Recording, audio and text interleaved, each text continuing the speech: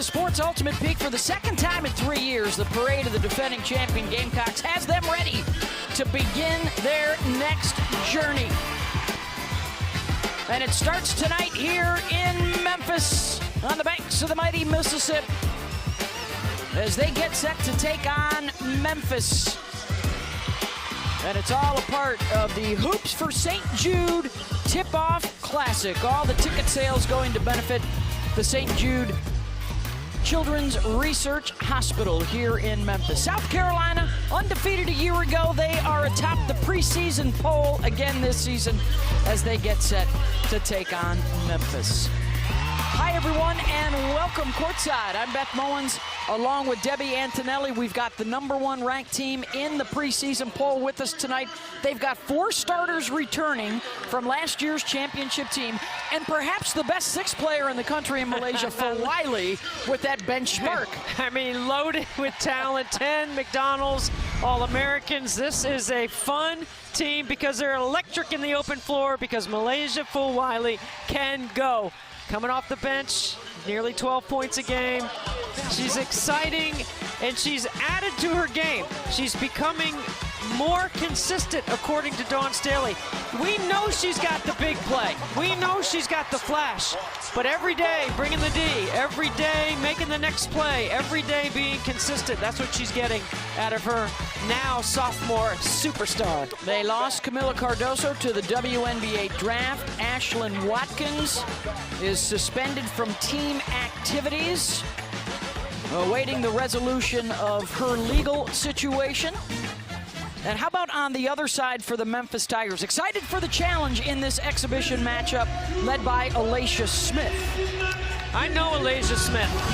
I know the motor that she brings to the game. Last year, just a few decimal points shy of averaging a double-double. In the open floor, she's strong and powerful, undersized, playing the 3-4, yet one of the best rebounders returning in the women's college game this year.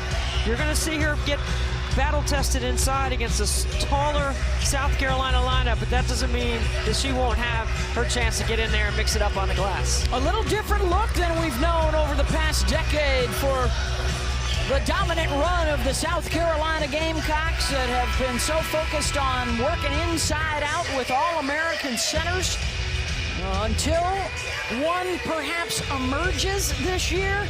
They have one of the best, if not the top group of guards in the country as we check out the starting lineup for the Memphis Tigers to get after the Gamecocks tonight. This is a veteran Memphis team, 8 seniors, 4 of which transfers. They have experience, and Alex Fuller has put together a group that knows how to win.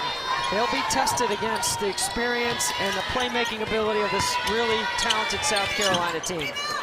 Yeah, we are underway in this exhibition matchup, all building towards the start of the regular season on November 4th. Black jerseys on the road here for South Carolina. Home whites from Memphis from the FedEx Forum tonight. And the drive and the finish for Alacia Smith. There you go, Beth, on cue. Gets her hips and shoulders past her defender and is a very good driver down the lane line. Sanaya Fagan with the nice spin in the lane using the left hand up and in. 6'3" senior out of Ellenwood, Georgia. 3 years a reserve and a chance for her to step into the starting lineup this year. Tilly Bowler off the bounce. Fagan's got the rebound. Bree Hall will push the other way. Here's Te-Hina for 3, the best 3-point shooter in the NCAA last year. I mean, Te-Hina has an incredibly quick release. She's got the green light. She has range.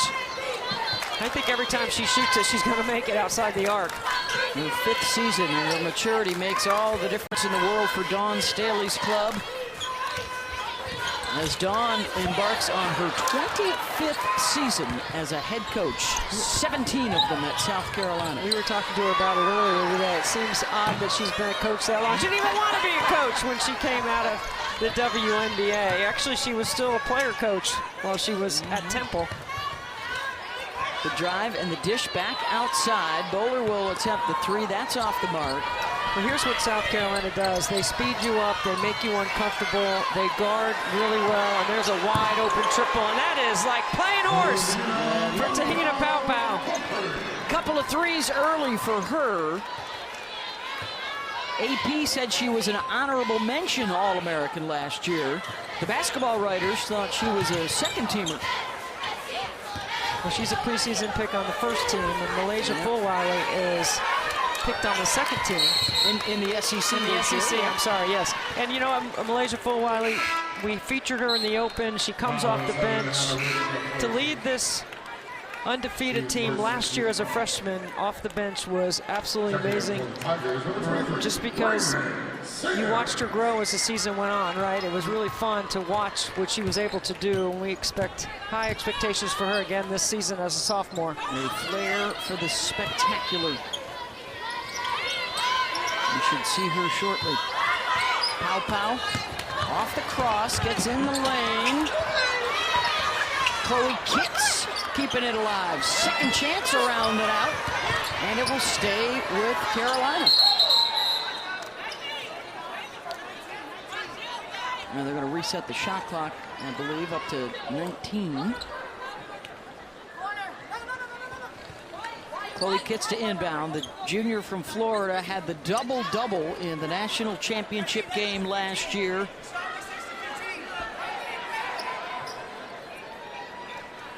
Dawn Staley talked about how she's gotten stronger heading into this season. Almost knocked away. Bree Hall on the drive, floats it up and in. 10-0 run here for South Carolina.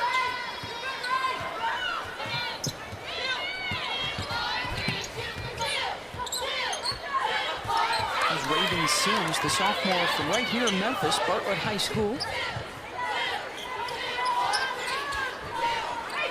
Hannah Riddick looks to work it in the lane and is whistled for the walk.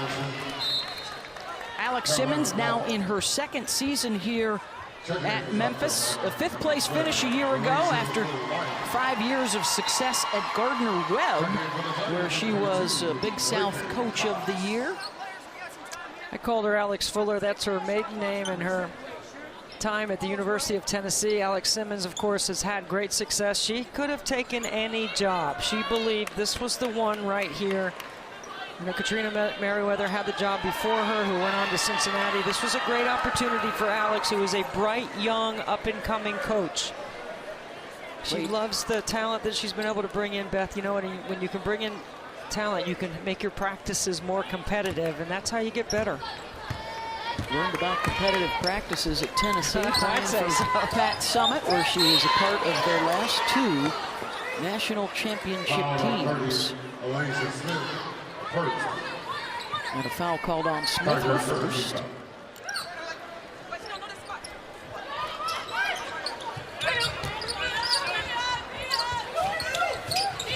Kitts, they lob it over the top to her from Bree Hall. And Chloe with the catch and finish. It's really hard to help on the post against South Carolina because of the three-point shooting around their 5 players. Pull-up goes for Raven Sims. You can see early on South Carolina doing a really good job of feeding the post in transition, like looking to establish their interior game early. And you know, they always did that to have it as part of their culture for Dawn Staley. She's always had great bigs, from Asia Wilson to Aaliyah Boston to Camila Cardoso, all of which won championships for Dawn Staley. A decade of dominance. Since 2014, they've had an All-American in the middle. Hall gets it back out, and here is Fulwiley. Hard off the glass.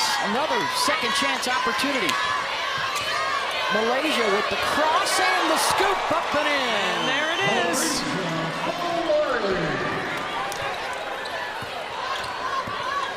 Dawn Staley has called her a generational player.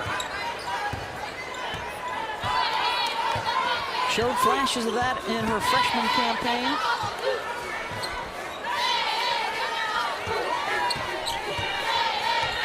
Raven Johnson doing a really good job icing those ball screens on the side. Takes you deep into the shot clock when you do that.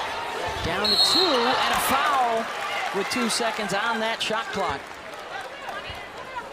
As Dawn Staley looks on, winner of 3 national championships now at South Carolina for the Naismith Hall of Famer. Last year, 38-0, becoming the 5th program in history to run the table and take home a title.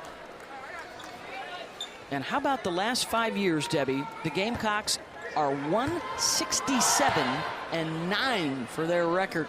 That's 95%.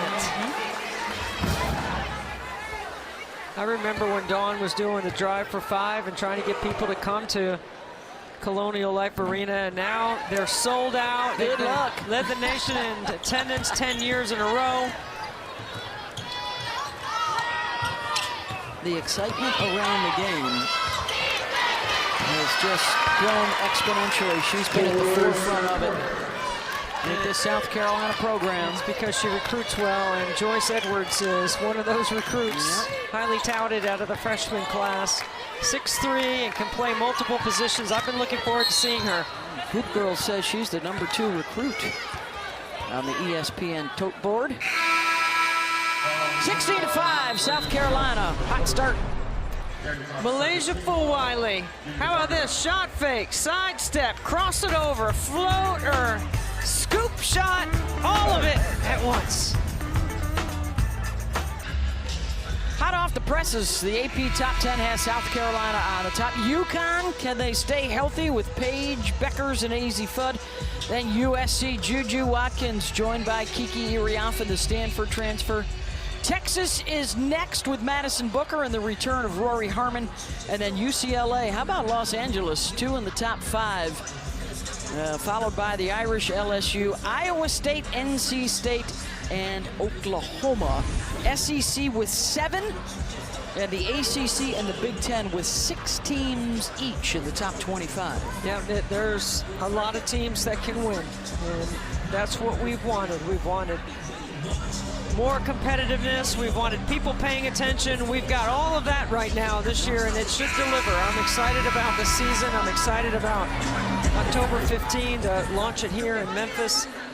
It's going to be a lot of fun. It's going to be really good. The fans are going to love it. This is the Hoops for St. Jude Tip-Off Classic, the exhibition matchup, South Carolina and Memphis. And tonight, 100% of the ticket proceeds benefit St. Jude Children's Research Hospital. And a foul here on Carolina. On the inbound, that is Joyce Edwards. She's out of Camden, South Carolina. Another outstanding recruit who chose to stay home in state.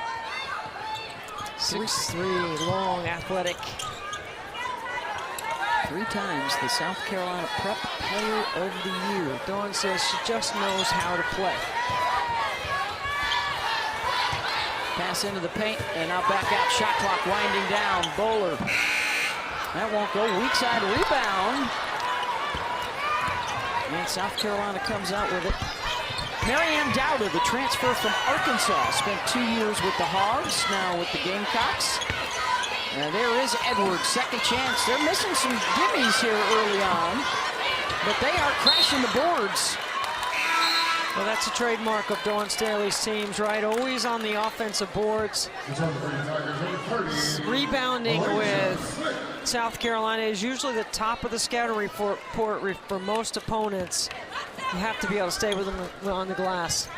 Already 5 offensive rebounds and a 16-5 lead. Shot clock issue.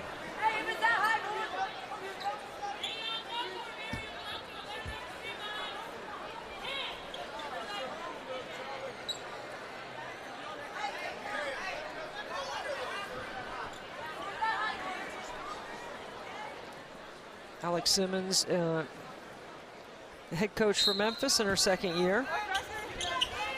I asked her if she knew Dawn Staley. She said she has been a silent mentor of mine for a long time. And as Fulwiley comes up with a pick.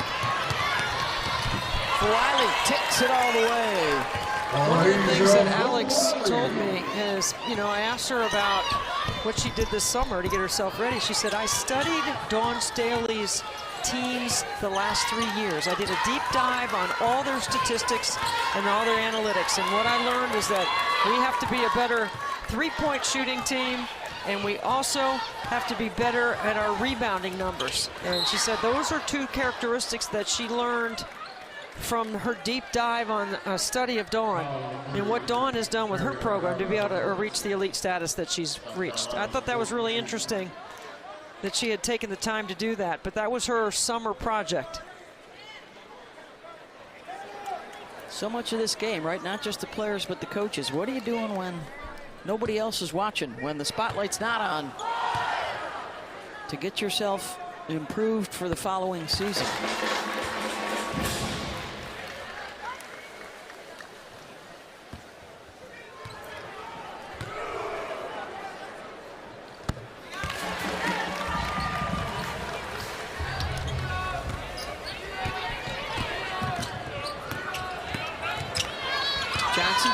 Drops it off for a foul on the drive from Tessa Johnson, who has checked into the ball game, number 5 in black. Breakout star in last year's Final Four, I'd say. What a game in the championship. Knocked down every shot. Was on the all-tournament team. Career high 19 in that final. Nobody's guarding her. Oh, there you go. She'll take the inbound, looking for 3. Weak side, Edwards on the glass. Got another bump and a foul. That's the second time on an offensive rebound that Joyce Edwards has just carved out space on the weak side. You know, there's a balance to the game, and then there's a certain rhythm to the game. And I think we're going to really enjoy watching Joyce Edwards as the season goes on.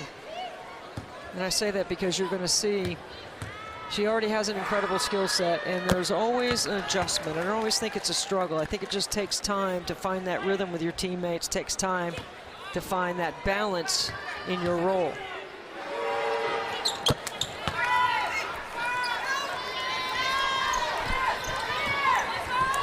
Edwards now 4 points. Got to force Alasia Smith to the left. She's really good going right. And she is with the ball right here. That's the switch. Good help from South Carolina. Now under 10 on the shot clock. Oh, Joyce Edwards left the ball. Like right there, that's an example where on film tomorrow, Coach Staley can point that out. For Raven Sims. And then they turn it over.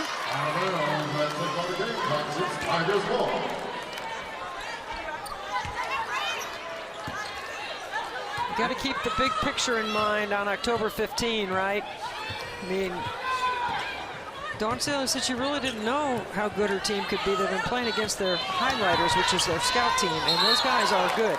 And they challenge them every day. So this will give them a chance to get some film against some other teams. Well, and you're used to working so much through the paint, right? With the centers they have had in years past. Well, I think and now that high-low game is a bit of an adjustment. Yeah, I think they have been doing that. You know, they're looking early offense to get it inside. Back on top, Dowda. That's for 3. No doubt about it. Dowda knocks down the triple.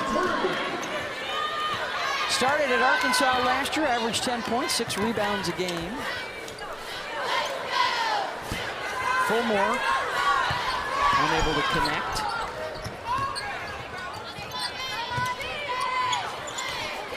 Dowda's pass picked off.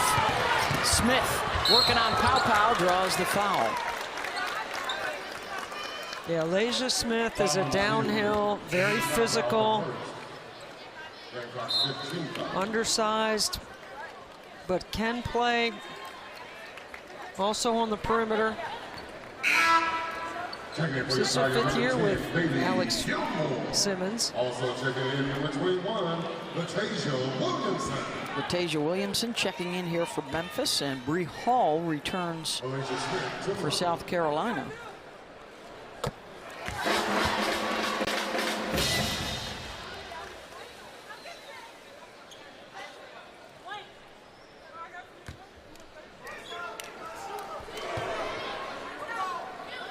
The preseason favorites in the SEC. Interesting to note, Debbie, with the realignment, the two newcomers also with high expectations. Texas picked to finish second. LSU, 8A after Angel in third place, and then Oklahoma picked fourth in the preseason SEC poll. Well, as far as Vic Schaefer's team goes at Texas, they have a chance to win a national championship this year, and he knows it. Getting Roy Harmon back, who was preseason Big 12 Player of the Year prior to her injury. And Madison Booker was one of the top freshmen in the country last year. There's a lot of talent in Austin. I expect them to be really good, and I also think Oklahoma has gotten bigger. Yeah, Reagan Beers, bigger, stronger, always shoots a three, just more skilled, very experienced. Very complete team, I would say. Final minute of this first quarter. Fulwiley with the fade. Doesn't get the bounce, and over the back on Dowda.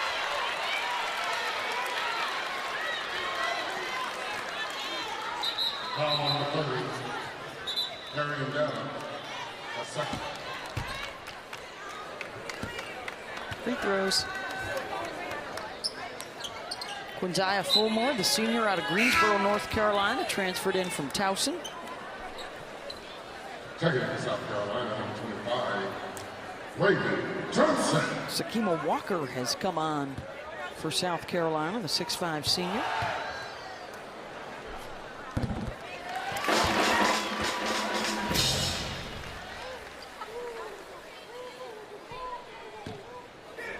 Memphis down a couple players due to knee injuries. And then Destiny Jackson out with a foot injury right now. Dee Dee Hageman, the late transfer that just arrived at the end of the summer. They expect her to be eligible on December 18th. And the uncontested layup for Tessa. Time for Memphis. Well, they don't utilize the clock there on a wild shot with 13 seconds to go. Again, it's South Carolina speeding them up, right? Sims having some trouble handling her primary defender because Malaysia, Fulwiley has picked her pocket a couple of times. Well, again, quick on the shot. You're giving South Carolina the ball back and a chance to score. And Fulwiley will turn it right back over. Double dribble, the ball on the floor. It's time. So South Carolina can't capitalize, and 2.6 here to get up a shot for Memphis.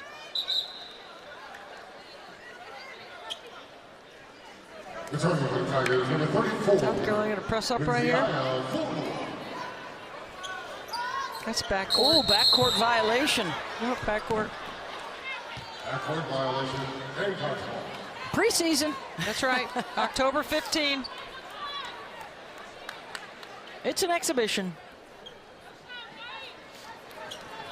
I called it before it happened. I saw her getting ready to pass her the ball. That's just, you know, young.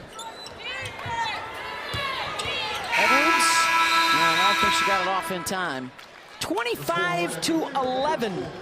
South Carolina with the lead at the end of the first quarter in our exhibition matchup. It's hoops for St. Jude. Tip-off classic with the top-ranked team in the country getting set for the regular season. South Carolina doing its thing early. Realignment continues to be a big story around the college sports world, with SMU, Stanford, and Cal joining the ACC, those new additions to the Big 12 and the Big 10. And then from the South Carolina standpoint, got to deal with Texas and Oklahoma now joining the SEC.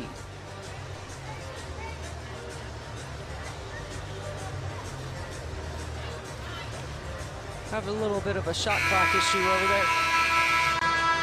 We didn't have any shot clock issues in the men's game. Oh. Which was before this, where North Carolina beat the Memphis men 84-76. Seth Trimble with 33 points for the Heels. R.J. Davis, preseason player of the year in the ACC, did not play tonight. It's all part of this event here, the St. Jude tip-off. Hoops for St. Jude. It's been great. It's a great event. It's been great to have these 4 programs here. They all went to St. Jude and visited the families and the families with children battling cancer. Story of that first half, South Carolina had 10 more rebounds and 10 more shots than Memphis did to open up the advantage. There's an offensive rebound and a foul. Really well designed by Alex Simmons for Memphis coming off the timeout, Beth. It's a good piece of execution right there. When you're playing against South Carolina, you got to have really good situational offense because they're going to be locked in their man-to-man defense, and they're going to be physically challenging to go against. So you have to execute when you have those dead ball situations.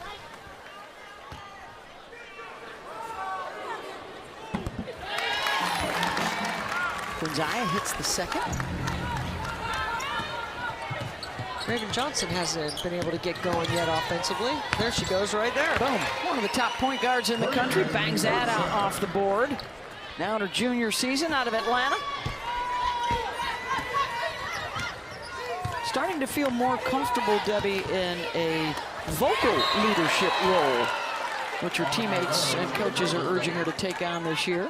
Well, Dawn Staley told us that they are asking her to help them win by running the team. Good D right there by Johnson.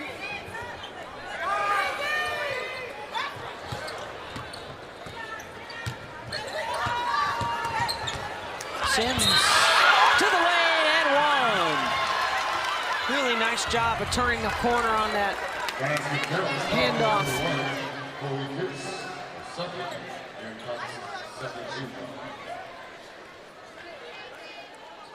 Sims seems to have settled in a little bit after that rough start.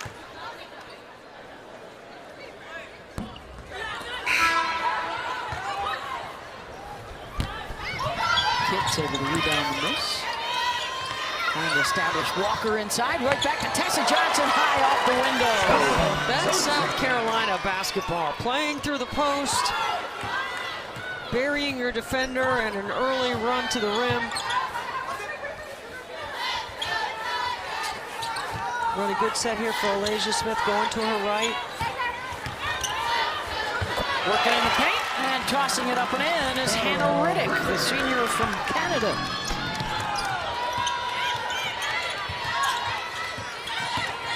Trying to turn up some heat. Kitts hangs and hits. Shooting better than 50% from the floor here in the first half is South Carolina. A lot of paint points early. Yeah. 20 points in the paint out of their 31. And they're going to call Smith for the offensive foul, trying to shove the defender away. Bree Hall bringing good ball pressure right there on the top of the floor. I think when you always have that kind of rim protection and an interior defense that South Carolina has, it allows you to push up ball pressure on the perimeter, allows you to do a few things to make the other team uncomfortable and disrupt their rhythm.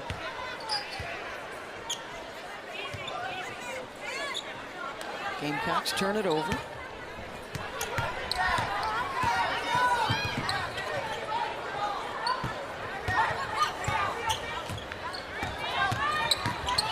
Riddick on the drive. Second chance. Fulwiley. She's doing some work on the boards here in the first half. Doing a really good job. Nice shot fake as well.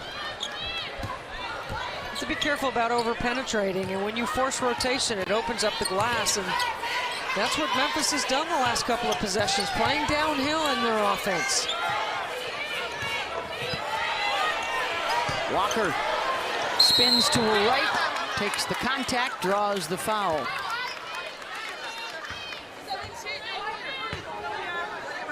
I think when you're playing against South Carolina, because they shoot the three so well and they have balance in their game, right here, when she's open, you got to stay behind and stay straight up and vertical. Make them make a post move and don't foul them. Walker's the senior out of Columbus, Ohio. I mean, there is opportunity knocking. She's 6'5". Dowda is 6'4". Adele Tack, who is their redshirt freshman, at 6'5". They've got some size to consider in the middle to replace Camila Cardoso. Before that, Aaliyah Boston. Before that, Asia Wilson, who have gone on to success in the WNBA. And for Asia Wilson, a little gold medal this summer. MVP. Another one. MVP. Te-Hina Pau tries to scoop it up. Won't go down.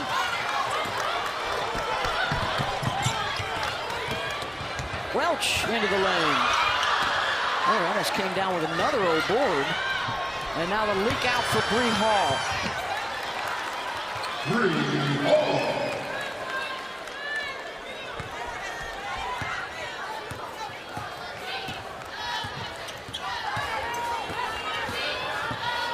Danielle Welch.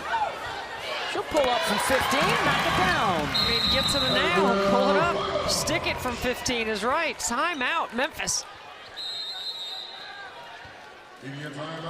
6:30 to go here in the first half. 34-21, South Carolina in front.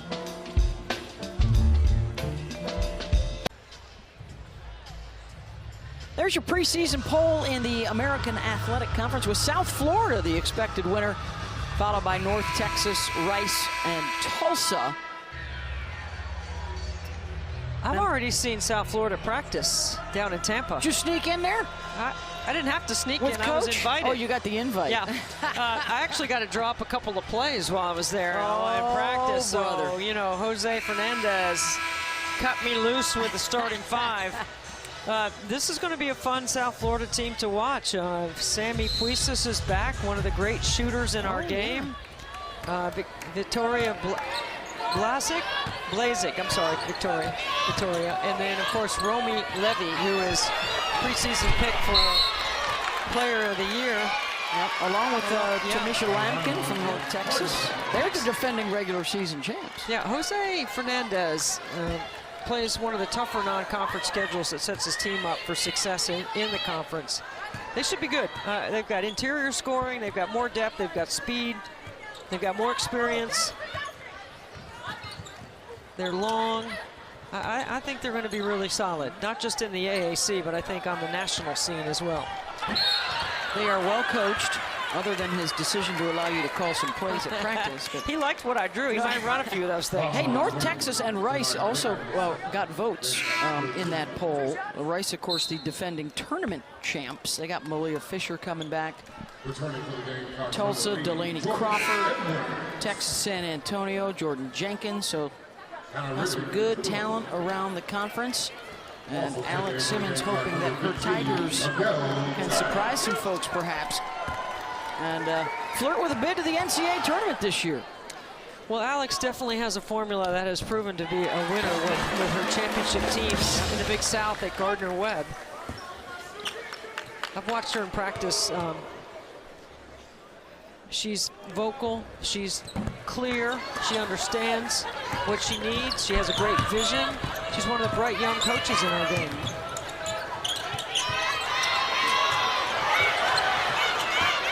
They're picking up their tempo on the defensive end here, too. Edwards can't knock that down. Offensive rebound blocked on the shot. And Memphis comes out with it. Trying to make a little noise here to wind down this second quarter. And it's Fulwiley with a block and a foul. And I believe they will get that on Adele Tack. Number 15, Adele Tack for first. Of course, we've talked about Alex being at Tennessee as a player, and something that Dawn Staley's going to have to get used to is seeing a new coach at Tennessee in Kim Caldwell, and a new coach at Kentucky in Kenny Brooks this year in the SEC. SEC women haven't had their media day yet. That's tomorrow, so they're, you know, Alabama's a team to keep your eye on. Christy Curry's got herself in the preseason top 25 poll. She's been at Alabama. She's due, right? Yeah. Some of the good guys that have been around a while. It still runs through these guys. The Gamecocks winners of 8 of the last 11 SEC regular season titles. Good passing. Good unselfish passing.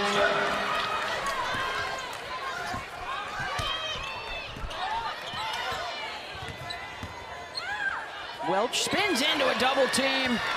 And a Del Tack was there waiting. Fulwiley on the run with Edwards in the finish. Carolina getting out on the break.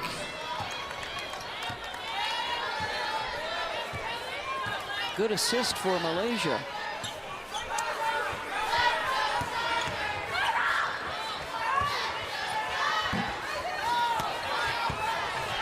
South Carolina's got the box out, and here comes Fulwiley again. I think their break is actually going to be faster this year because their guards are also good rebounders, so they can get up and down the floor quicker. You know, like they don't need the outlet pass. Here comes the counter punch. Bowler for 3. Transfer out of Jackson State. She dropped 25 on UConn in the NCAA tournament. Fulwiley, that's her move. Tried to go over the shoulder with it.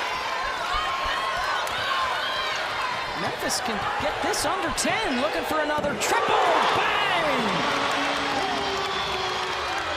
I love it. Dawn Staley is not going to call a timeout.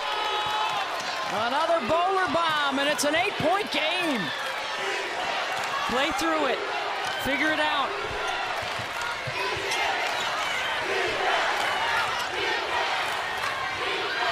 You got to sprint to screen.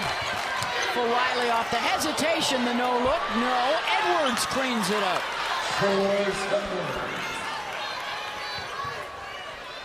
Joyce Edwards, 6 points, 8 rebounds in the first half. Already having an impact in this exhibition matchup. Backdoor cut. Bowler, heat check. That one won't go.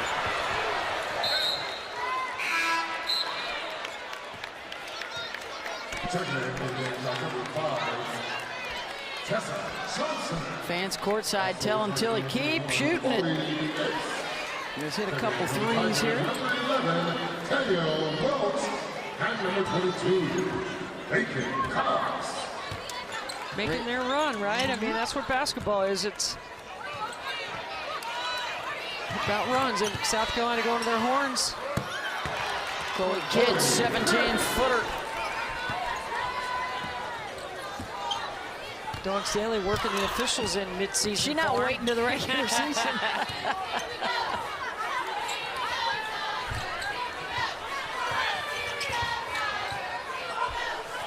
Another 3. Weak side rebound. They're going to get a push off down low on Memphis.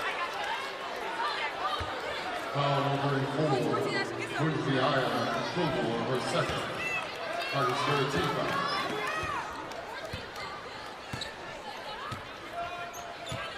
Two and a half minutes to go in this first half. Edwards, nice find at Kitts. Put a little English on that one, able to tip it to herself.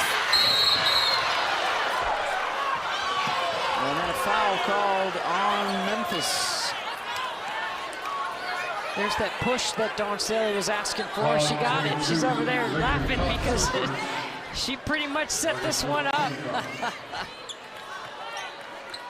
Chloe Kitts misses an easy one inside, but it was her work before she caught it, and then there's the push.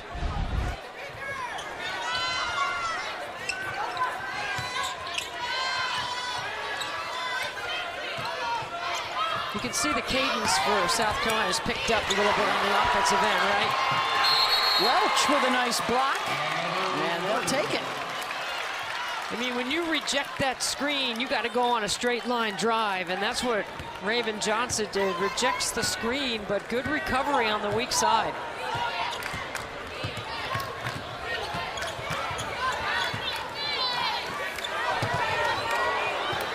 You got to love Malaysia Fulwiley on the ball right here. She is active.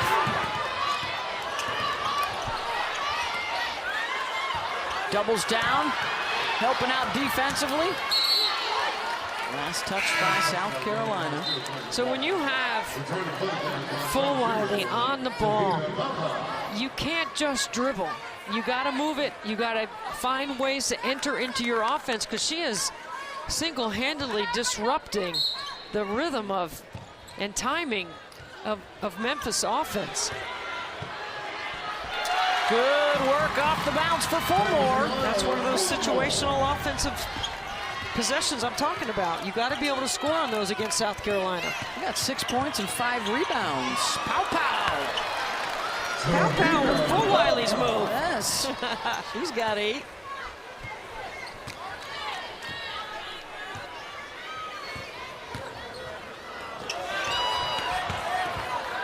Johnson may have got a piece of that, and now she'll run out in front of the pack. Takes the pass from Pow Pow for 2.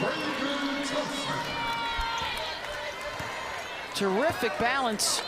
Everybody that's played has scored now for South Carolina.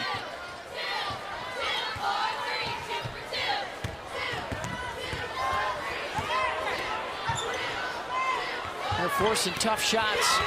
A block inside for Te-Hina. Tessa Johnson skids off the rim. There is Joyce Edwards, count it. And a foul on her 10th rebound of the game. And her 5th offensive rebound. She has been fantastic. Carving out on the weak side. Watch her get space and finish around the rim. Welcome to the show here in the first half for Joyce Edwards. A double-double. 10 and 10. One shot. One shot. Highly anticipated debut. We've been looking forward to seeing what she has. She's highly touted. Delivering in the first half. A 10-second difference shot in game clock here to close out the half.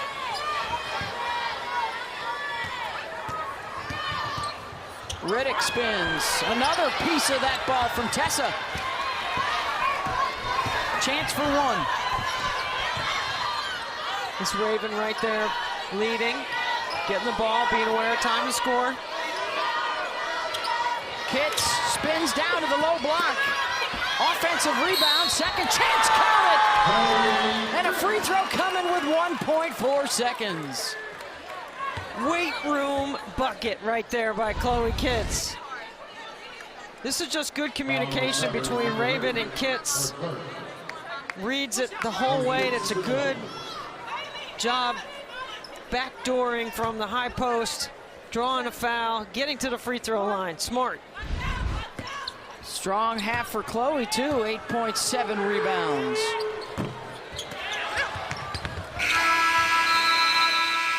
Edwards almost tipped that thing in. The score at the half. University of South Carolina Gamecocks 50, University of Memphis Tigers 32. Halftime here in Memphis. More from St. Jude Children's Research Hospital on this Hoops for St. Jude Tip-Off Classic, plus a recap of the first half of play coming your way. And we are thrilled to be joined right now by Rick Shadiak, who is the president and CEO of ALSAC, which is the fundraising and awareness organization for St. Jude. And of course, an event like this, we got a doubleheader with some of the best teams in college basketball, certainly does that. Why is something like this so important for this community, the home for St. Jude? Because it puts St. Jude and our mission on the national and global stage.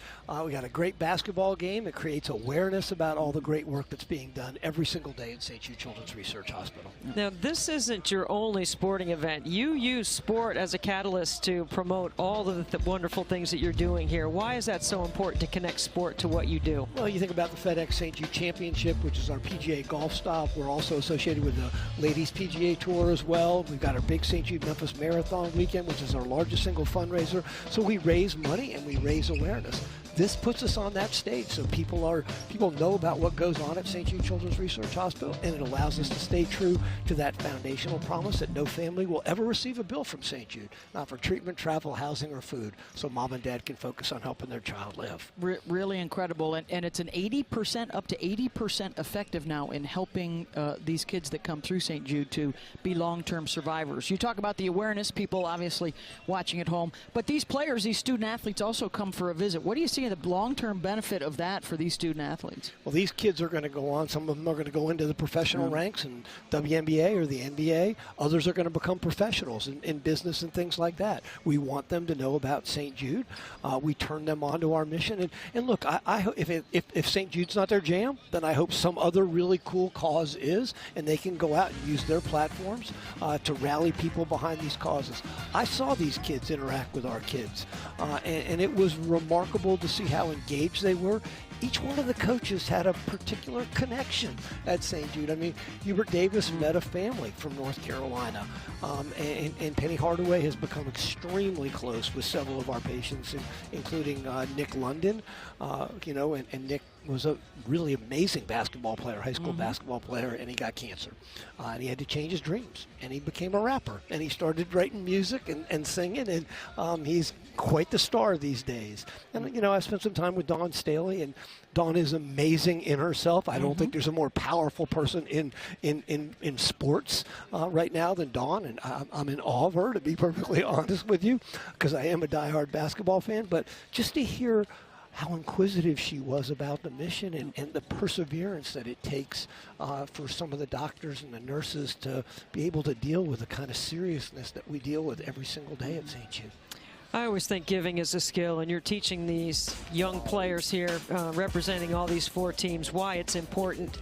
You think you hear one story about a family from St. Jude, and you think you know all the stories. It just takes one story to really reach out to tap into where people know that they can make a difference. How do you get them to do that? Yeah, I actually position it a little differently than charitable giving, because not everybody can give. So now I try to talk to people about charitable living. And that's what I tried to say to the student athletes.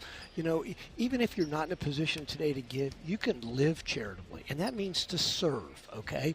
And when you think about some of these kids that we treat, they're the same ages as these kids that we're going to watch play basketball tonight. And but for the grace of God, it could have been any one of them. And I say truly, but for the grace of God. And so I want them to get inspired by these kids, to see the journey that they're on. And that their lives have been interrupted, but they have a chance. They can use their platforms to make sure that these kids that are at St. Jude, that their hopes and dreams come true. And that's what this is all about, making sure that every child has a chance to live out their hopes and dreams, to become announcers like you guys, to win big awards like you. That's what this tournament's about. Put us on that stage and help these kids realize their dreams. Well, we certainly love talking about heroes, and there are a lot of those at St. Jude, and maybe you can just briefly take us into the lives of all the people that work there to see some of the pain and sorrow that turns into joy and a long-lasting life because of the treatment they receive there. Yeah, our heroes are the patients and the moms and the dads that come to us after hearing the 4 most devastating words that they can hear. Think about hearing your child has cancer. I mean, I'm blessed to have 2 healthy, grown kids. Now I've got a grandchild, and I feel very, very blessed that I've got health in my family, but not every family's like that. I also think a lot about the kids all around the globe. Around the globe, there's going to be 400,000 cases of childhood cancer. You correctly cited the statistic that 80% survive. It's still the leading cause of death by disease in U.S. kids today. But around the globe, survival rates are 20% or less in these low and low middle income countries. We got to do better. This tournament's going to help us do better. Put smiles on their faces, just like that. That's what it's all about. Rick, thank you so much for joining us.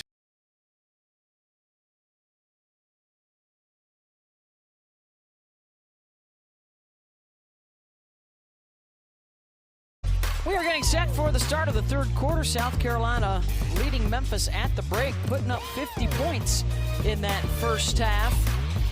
Memphis made things interesting there for a while in that second quarter. They got the deficit down to 8 points, but then a burst to close out the half for the #1 ranked team in the preseason poll, and that's where we're at. Well, and South Carolina rolls, right? I mean, their interior strength and their ability to establish the baseline early. Their guard play has been fantastic early on, and when you take a look at the first half, Pow got it going from outside the arc. South Carolina 3 for 8 in the first half. She's got 2 of those triples.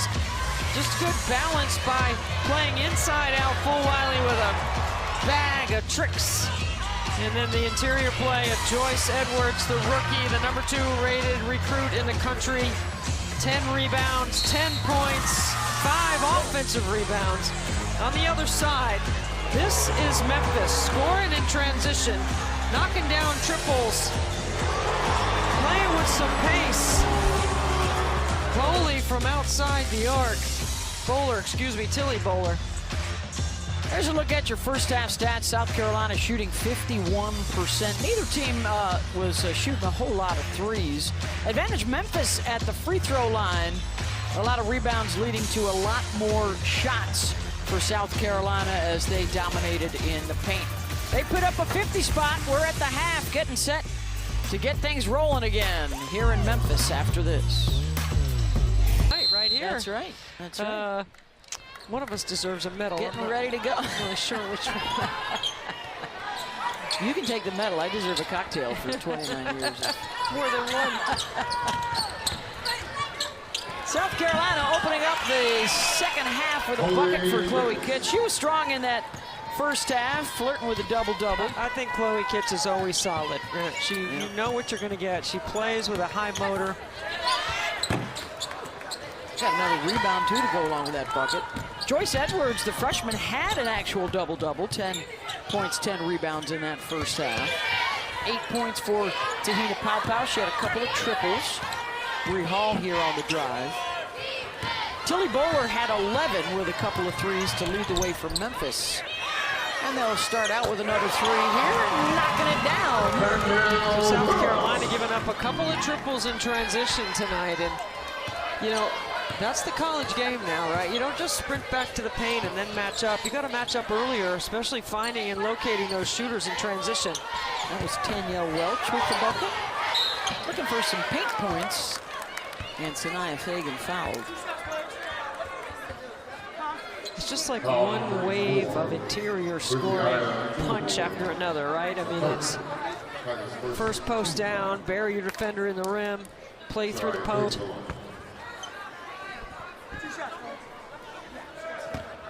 You know, talking to South Carolina today, when you win that national championship and so many other things around basketball really start taking up a lot of time. You can have a lot of fun in the off season.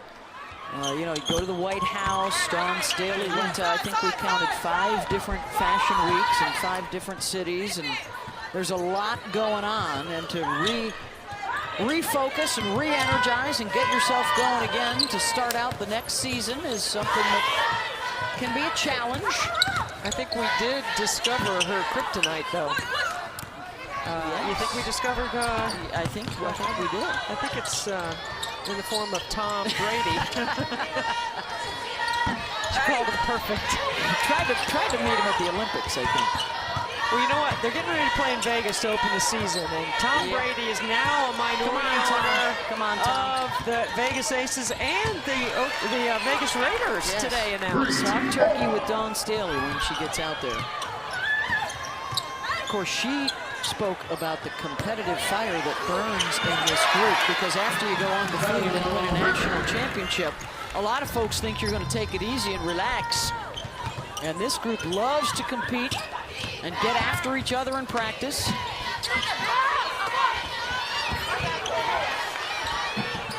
There's Pow getting on the glass. But that's Kitts keeping it alive. Malaysia Smith with those 3 personal fouls in the first half. Let's see if she can get going here in the second.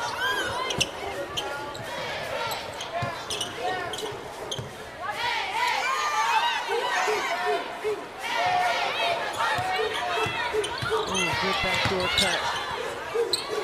And Raven Johnson is got the assignment with Bowler, who's knocked down those triples in transition. Fulmore, and a foul on Fagan. 20.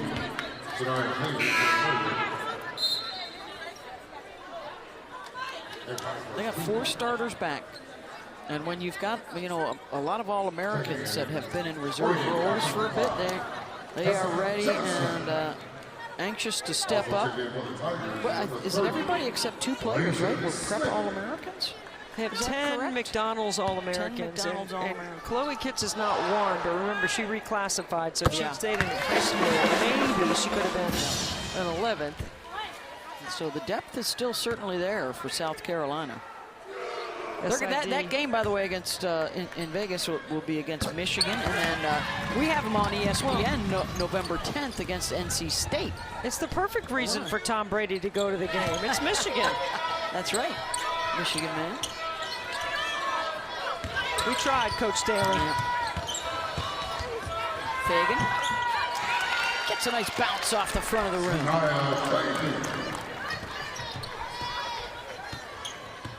It's going to be a lot of fun, Debbie, to see what players step up into the spotlight in this post-Caitlin Clark era in college basketball. I think there's a handful. Juju Watkins comes to mind. Yeah. Southern Cal. And of course, Paige Beckers. Healthy and being more assertive is what everything we've read. I think she's going to, you know, like Juju averaged 27 points a game last year as a freshman in college. Scored the most points for a freshman ever. I think Paige Beckers is going to be somebody that averages somewhere between 26 and 28 points a game. I think she's going to take more shots. I think that's what Coach Oriema is asking from her.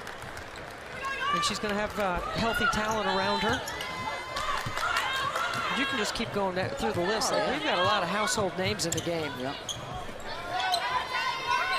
How good will Rory Harmon be coming back from injury for Texas? How good will Olivia Miles be at Notre Dame pairing with Hannah Hidalgo as she comes back from injury? Look at Kitts running the court. And the finish. Finding Chloe Kitts on the run.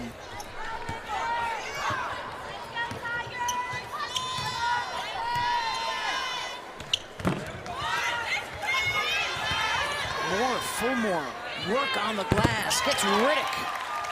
Freebie. Really have liked Fulmore's work on the boards. I know, I was just going to say the same thing. She's been active. She's a little fatigued right now because she's working so hard on the boards. But you know, one of the things that Alex Simmons hoped that she was going to find out from her team is, you know, measure up the mindset of how South Carolina prepares. It was one of the things that she thought was important for her team is see how they approach the game. Every possession, she'll have great film measuring up her kids against Dawn's kids. It's how you get better.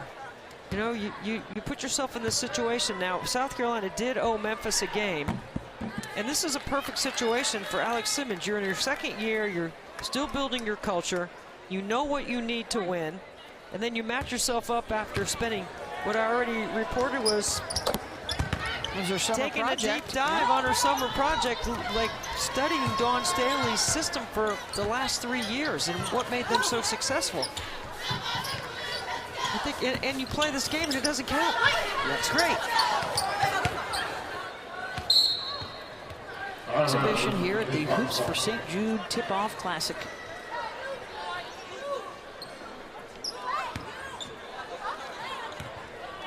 You want to see resolve, you want to see toughness, you want to see if your team can make the next play. See if they don't, you know, make back-to-back mistakes, because you're going to make mistakes, but you don't want to be back-to-back.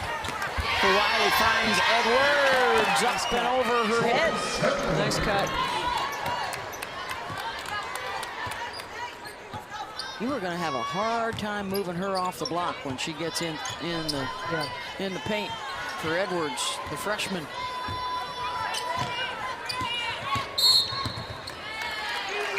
She may have only had one off season with Molly Benetti, the trainer for South Carolina. Wait till she gets a couple. Joyce Edwards, Malaysia Fulwiley. The Gamecocks pulling away.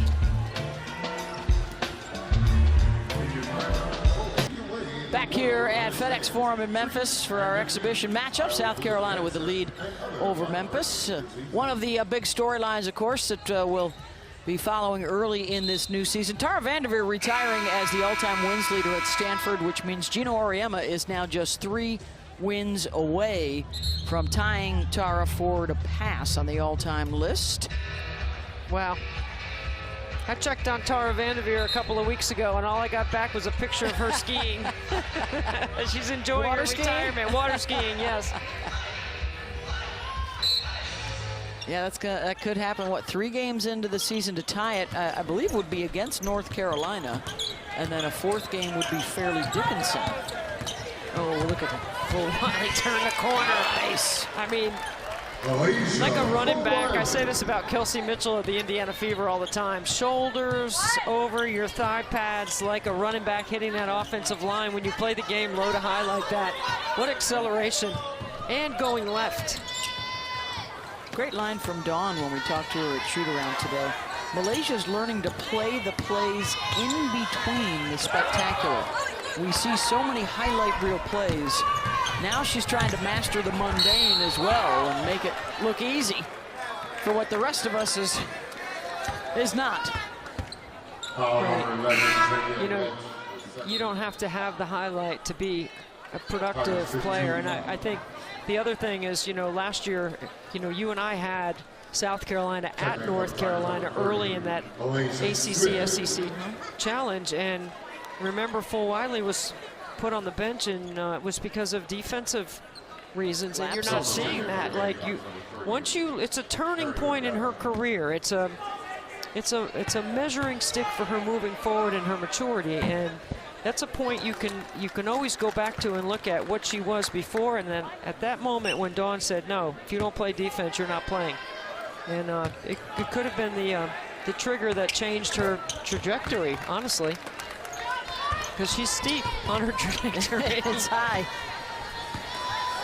Edwards at the free throw line. Chloe Kitts has joined her now. They each have double-doubles tonight. Welch pulls up. Raven Johnson able to knock it loose from the pack. Multiple players that can initiate the offense. Edwards back from Raven and a foul. I don't think there's going to be many that want to step in front of Joyce Edwards and draw a charge this year. I mean, just really explosive from point A to point B. And then I'm looking at Alex Simmons, and I'm really liking the effort that her team is bringing, right? This is a tough challenge to take on the #1 rated team in October on the 15th, which, for all of us traditionalists who've been around the game a long time, this was the day where college basketball actually would be able to start practice. So it was midnight madness, if you will. And by the time this game gets over on the East Coast, it's going to feel like midnight madness.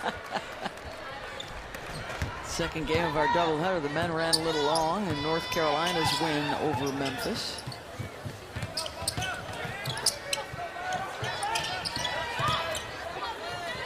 Season gets underway around the country, the regular season, November 4th.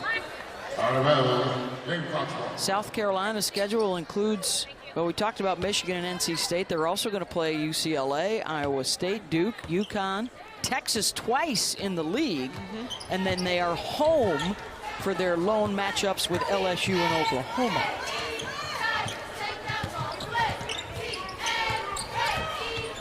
Well, last year, in the NCAA tournament, they won 6 games by an average of 22 points. And they really put it on them. And they beat NC State, and they beat North Carolina on their run to the title. So, you get a chance for both those teams to have another shot.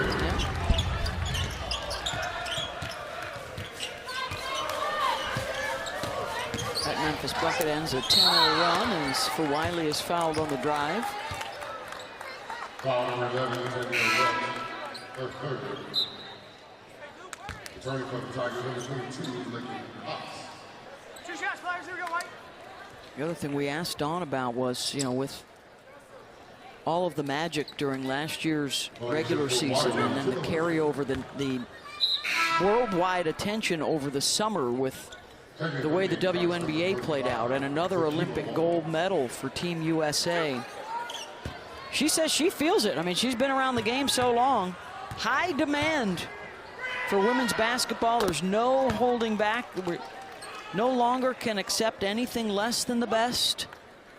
Yep, that's exactly right. And, you know, the amount of attention that she's brought to the game, how she's been an ambassador and a stakeholder, which I think those two are independent of each other and different. And now a rock star when she walks in the room as well.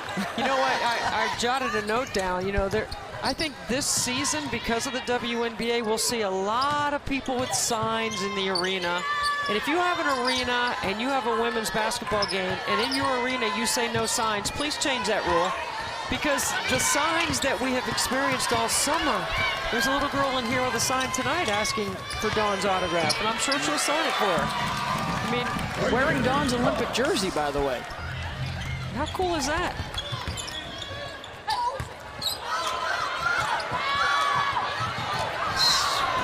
Got bodies flying all over the place. Going to be a foul here on Memphis. Foul number 22, Gamecocks. The second. Returning for the Tigers, number 7, Hannah Riddick.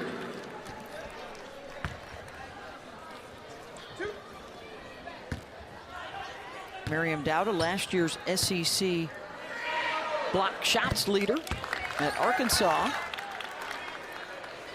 Moving on over to Columbia.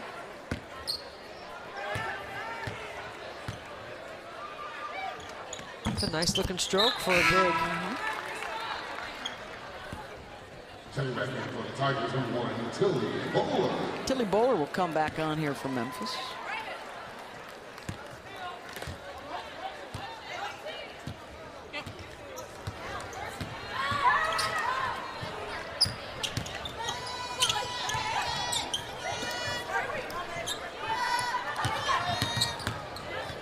Smith pulls up.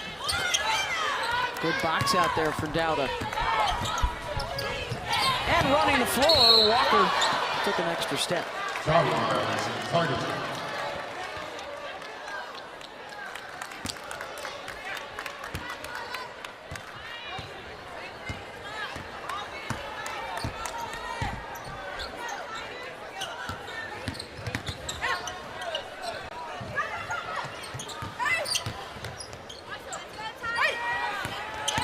Attack that for Top bounce. foot. Beautiful. Nice work. Hannah Riddick. Hannah Riddick, the 6'1" senior in her 4th year at Memphis. In the reserve role the last few years, now going to try and step in as a starter. She played in 30 games last season. Averaged 7 points a game. Maybe called upon to do more this year.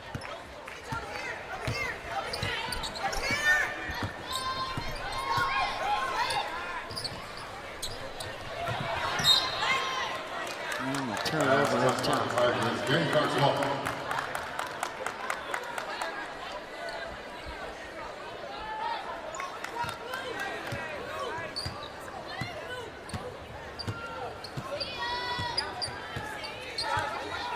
Little floppy action right here for Fulwiley. Thought about the three, then the cross to get to the baseline. Held up by Sims.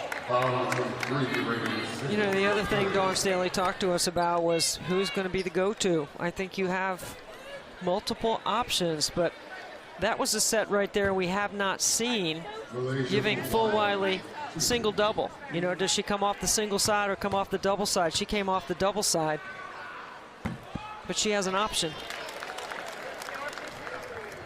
That's a Steph Curry play right there. Put your head in the basket and then make a choice. And that, or at least that's what Steph Curry runs a lot. Returning to the game, Tigers number 11, Danielle Lewis. Fulwiley now into double figures with 10.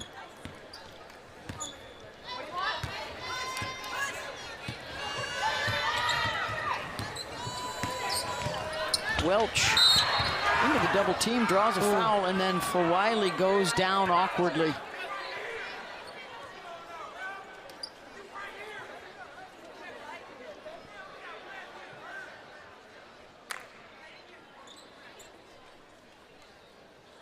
Teammates are huddled around her saying, come on, get up, get on your feet. Take your time, though. Get to your feet. And she is struggling to put weight on that left leg. And they will help her.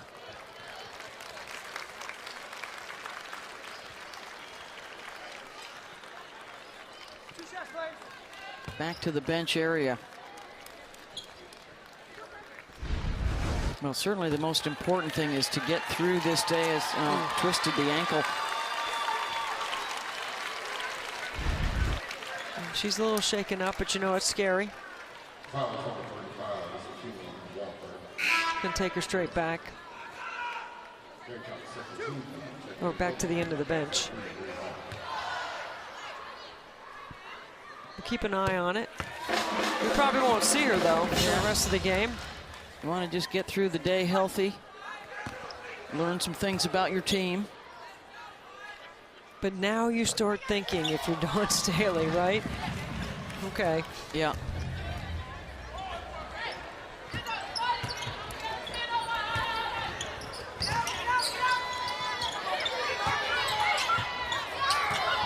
And Dawn is headed down the end of the bench to see how she's doing. Good D by Memphis in this possession. I just got to complete the D without fouling. Knocked loose from behind, 8 on the shot clock.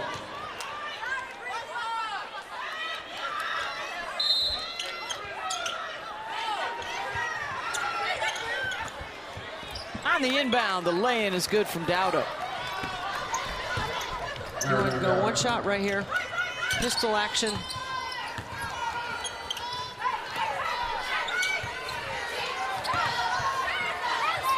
Nice.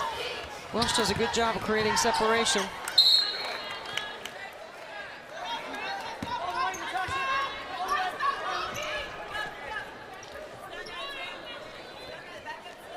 Final 8/10 of this third quarter. And 82-50, the lead for South Carolina over Memphis as we head to the fourth. A really good look at the preseason #1, the defending national champions, South Carolina Gamecocks, as we edge closer to the start of the regular season in a couple of weeks. Well, what a year it's been, and what a season it promises to be. Juju Watkins signing a multi-year extension with Nike, also with Gatorade. The WNBA attendance skyrocketed. The Indiana Fever attendance off the charts as the growth of the game continues to an even wider audience. Juju Watkins, by the way, is a part of our tip-off from Paris on November 4th. It's USC Ole Miss and UCLA Louisville in a doubleheader from France. Let's go. I mean, get it on. You know, we should celebrate those incredible non-conference schedules that the top teams continue to play. You know, in the SEC, they only play 16 conference games, and Dawn Staley will play Texas twice, as you mentioned earlier. So they'll play everybody once. You know, those unbalanced schedules are always interesting to me. How do you truly measure the RPI of the team? And now we're going to the quads on the women's side. Yeah. Although the quads are not the same as the quads on the men's side. So once again, confusion amongst the fans. Oh, brother. Well, hey, let's get back to that spike in the WNBA attendance. And, of course, another gold medal this summer for USA. You had a front row seat for what was going on around the W this summer. I sure did. I was with, I did 26 WNBA games this summer with the Indiana Fever and ESPN. It was amazing to watch the Fever go from 1-8 to a playoff team. And of course, Aaliyah Boston has a lot to do with that. It's not just all about Caitlin Clark, it's Boston and Kelsey Mitchell. However, Clarkonomics is real and was alive all summer. And we needed that disruption in our game in the economic marketplace. It's Economics 101 is basically what it was. It was really amazing to watch the league flourish like it has. The players have always been good, the product's always been good, but we needed that disruption in the marketplace to get people to pay attention. And that's what Caitlin Clark brought. Well, the franchises are going to be worth more. The TV package is already worth more. That means salaries are going to go up. It's good for There's these a players. new league starting in the off-season, a chance for them to play without having to necessarily go overseas. You're going to have two opportunities because you have Unrivaled, the new 3-on-3 league, and that's a push-off by Bree Hall. But you also will have Athletes Unlimited, which many players have played in. I think the 3-on-3 full court could be interesting in Miami. I think it's 6 or 7 weeks. Opportunities to grow the game. Yep. That's the new one from Brianna Stewart and Nafisa Collier. That's right. Who are going head-to-head in the WNBA Finals right now. 1-1 leaving New York. Oh, another hard fall by Sims. She's tough going left. Double-digit scoring for Tilly Bowler and Tanya Welch tonight for Memphis, and Hannah Riddick. And for South Carolina, double-doubles for Joyce Edwards and Chloe Kitts. Pow Pow and Fulwiley in double digits. Malaysia in that third quarter appeared to tweak her ankle a little bit. She stays on the bench to cheer on her teammates. I would doubt she might return. Still got a couple of weeks to go till the regular season tips off.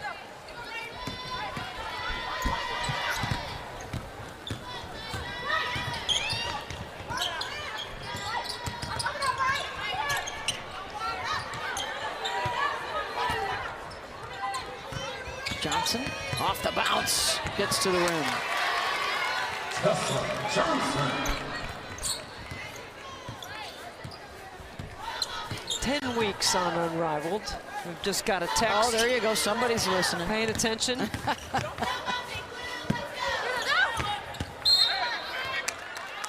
going to stay at this end.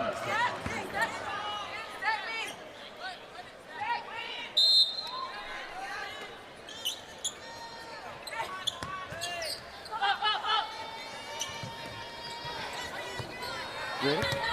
ISO. And spins into the help. And turns it over. Dowda was there waiting when she turned. Or no, actually that was Tack.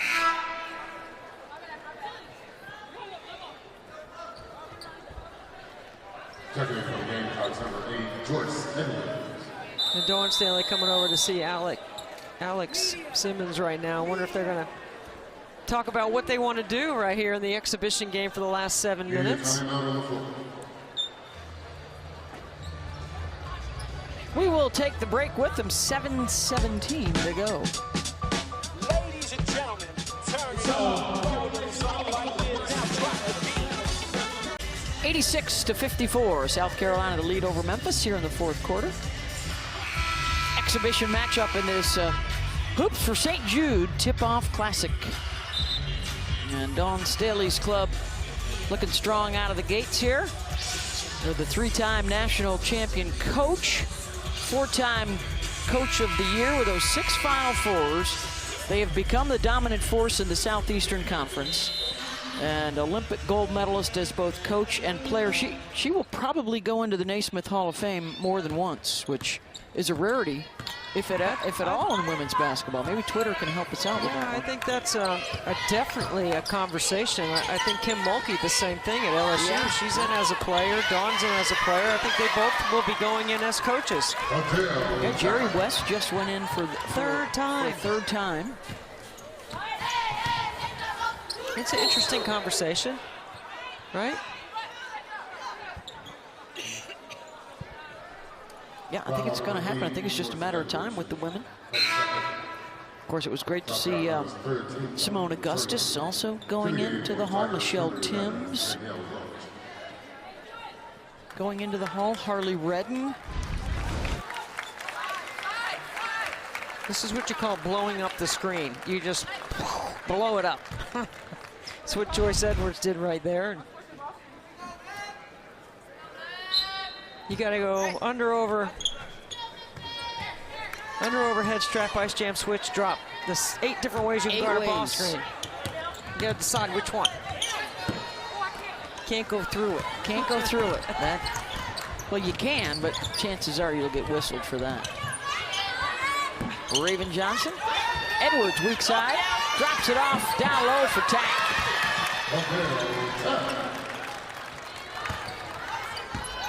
A real balanced effort. Everybody involved for South Carolina. Everybody scored.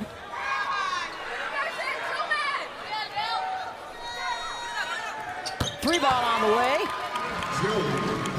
Tilly Bowler's going to be a weapon from downtown this year for Memphis. That's her third triple. Stepping up from Jackson State for the 5th year out of Meridian, Mississippi.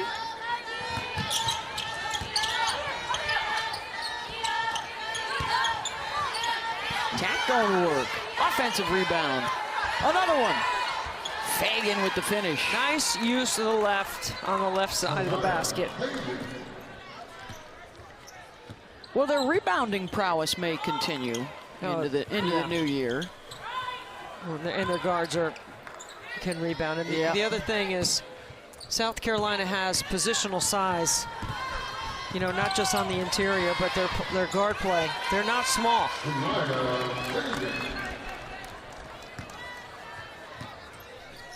Fagan goes to town as South Carolina pushes ever closer to the century mark.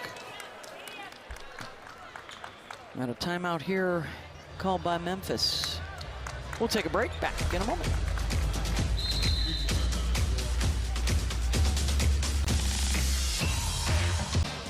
This is the Hoops for St. Jude Tip-Off Classic, and 100% of the ticket proceeds benefit St. Jude Children's Research Hospital here in Memphis.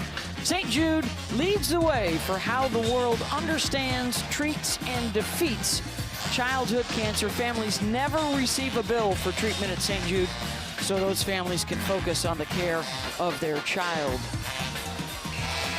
It's unbelievable what they do for families. There's a kid with a Staley jersey. That's the Staley USA, Team USA jersey right there. Thank you. Yeah.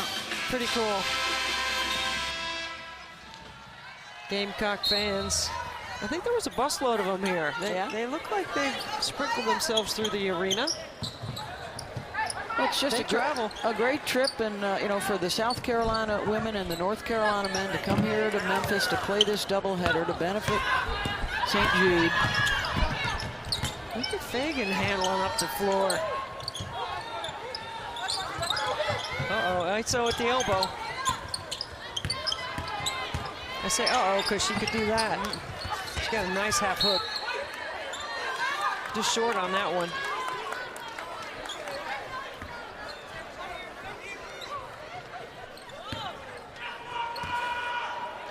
What are you ready for the new season, Debbie? What excites the Hall of Famer Debbie Antonelli getting ready for the new year? Hoops, all kinds. I'm thinking that Paige Beckers can lead the nation in scoring. I think she and Juju are going to go back and forth all season. Yeah. Juju Watkins, 27 points a game last year as a freshman. Paige Beckers expected to be more aggressive and assertive, looking to take more shots. And Juju's got a lot more talent around her with the Kiki Iriafen transferring from Stanford, and they've got the #1 recruiting class coming in. I like the. I'm also liking the alignment and the new teams. Texas and and leagues. OU coming to the SEC. See how their styles play out, what adjustments they make. How many teams get in from each league. I always think that's interesting. How the quads work out. Does that affect the non-power 4? Because I hear coaches saying they think it might. Nice move from Joyce Edwards and one.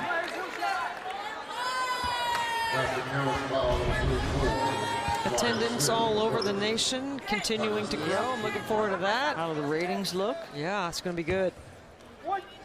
Look at this move by Edwards. Nice. Good things ahead for Joyce with what we've seen. What's that, 19 points, 12 rebounds. You know, if her game is 10 feet in and she can do all those things to impact winning,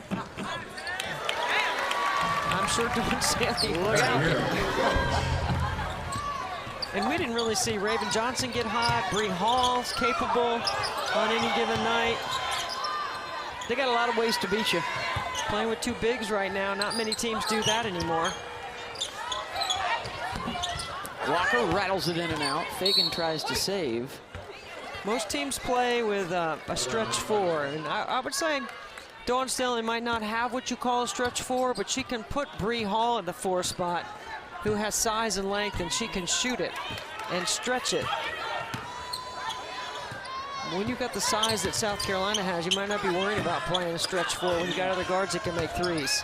So you got a lot of ways you can win, a lot of ways they can beat you, a lot of ways they can attack you.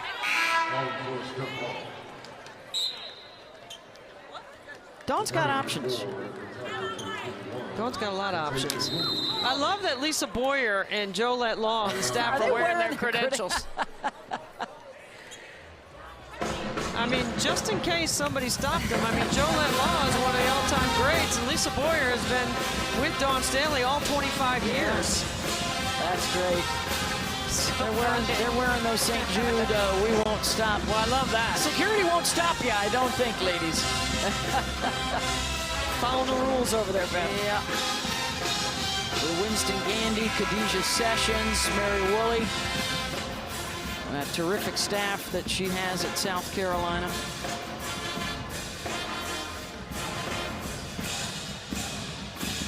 It's been a good night here in Memphis. It has, you know, the North Carolina men was a great game before.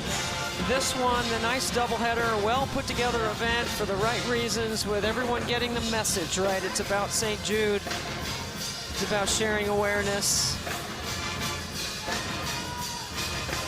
About having some fun right around hoops and launching the year in a great way here in Memphis.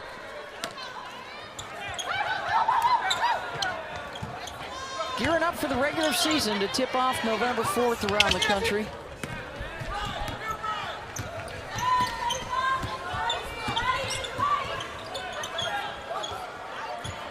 And as we approach the final 3 minutes in this one, 3 points away from 100. Dawn Stanley still calling plays. So she's trying Still working on things. Get her team to go deeper into the shot clock and make a play. When you can go a little bit unscripted here, right? And Raven Johnson is found. In line, Black. Saying, Raven, you got a left hand. Let's use that. Tried to go for the layup on the left side with the right hand.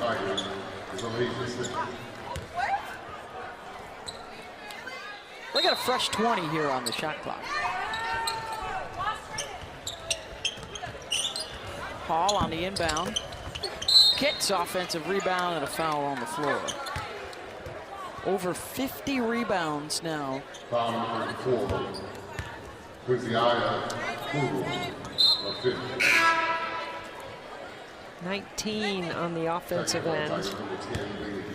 Joyce Edwards had 5 offensive rebounds in the first half. She has 6 in the game. Chloe Kitts has 5 offensive rebounds for 12.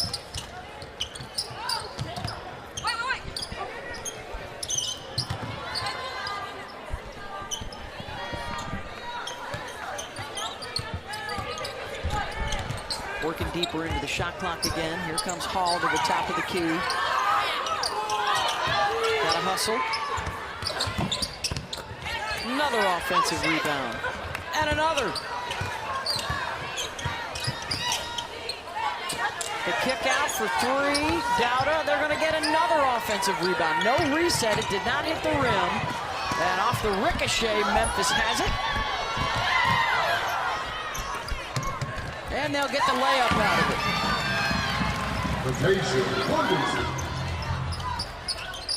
I will say this, Alex Simmons will be pleased with their team's effort because they did play hard.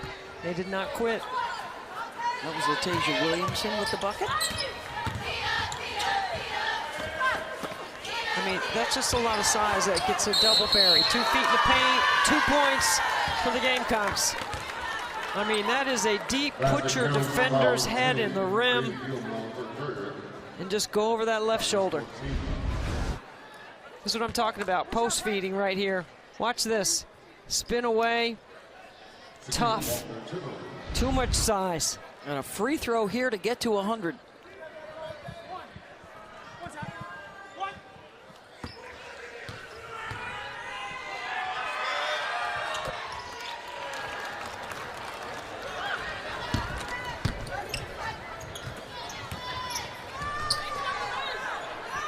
High hands on the catch by Hall. All those fundamentals, and keep applying the pressure even late in the game. And a block shot for Walker.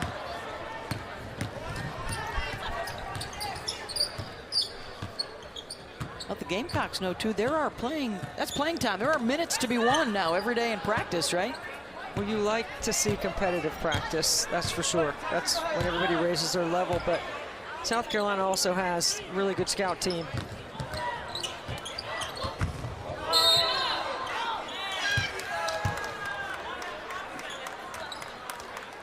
Two shots, players. Two shots. Blocking foul called on Alicia Smith.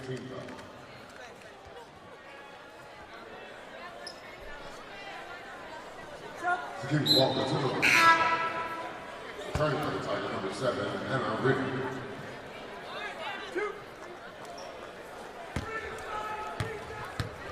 And they'll get Walker to the free throw line.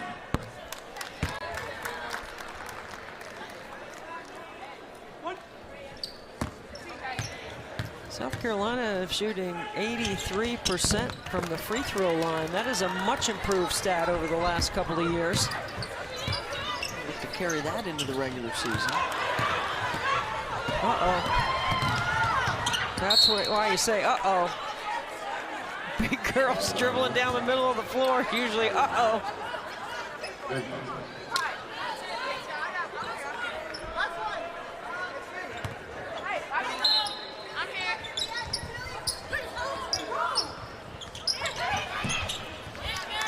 On the inbound, the spin, and the basket. Down. Final minute.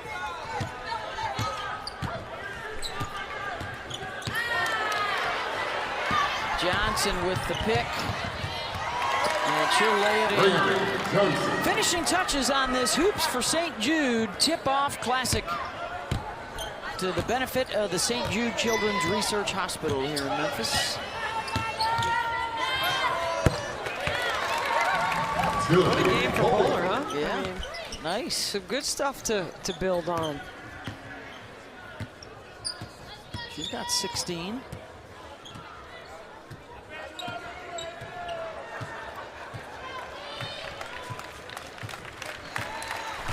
And South Carolina will take this exhibition. And both sides will get some good tape to look at.